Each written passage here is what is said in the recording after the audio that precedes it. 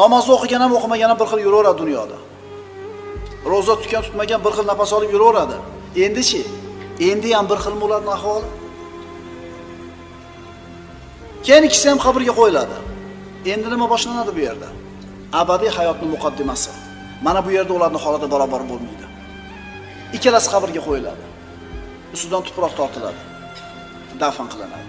Eng ajib narsa shuki, qabrda yotgan mayyit uni ruhi tanasiga qaytarib kirgizilgandan keyin ustiga tuproq tashlayotganini eshitib yotadi. Birodalar, bir fikr qilib ko'ringlar-da.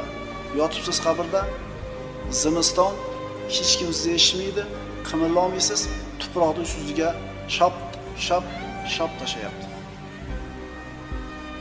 Bir kun turibdi oldimizda.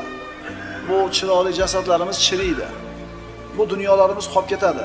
Bu yaxshi ko'rgan ayollarimiz, farzandlarimiz Qur'onda qo'yib ketaveradi. Yakkama-yakka qolamiz Robbimizning maloikalari bilan. Tanish bilishi yo'q. Telefon yo'q. Dunyoda har qanday muammoingizni bitta qo'ng'iroq bilan hal qilib qo'yadigan akaxonlar, ukaxonlar yo'q. Bir kun turibdi, birodar, shu kun turibdi, bir kun keladi boshimizga. Shu kunga tayyorgarlik ko'raylik. Biroz oldin tirik edi bu. Odamlar bilan gaplashyapti, unga gapirishyapti. Biroz oldin tirik edi u. Dunyoda edi, yer ustida edi. Mana endi yer ostida. Tuproqning ostida yolg'iz o'zi. Usmon ibn Affon roziyallohu anhuga jannat, do'zax haqida gapirsa, ko'p ham yig'lamas edi, ammo qabr haqida, o'lim haqida gapirsa, qattiq yig'lar edi.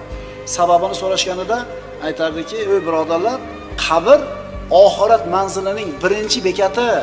Agar unda ish yengil bo'lsa, undan keyingi narsa undan ham oson bo'ladi" derdi. Alloh taolo yengil qilsin ishimizni, birodarlar.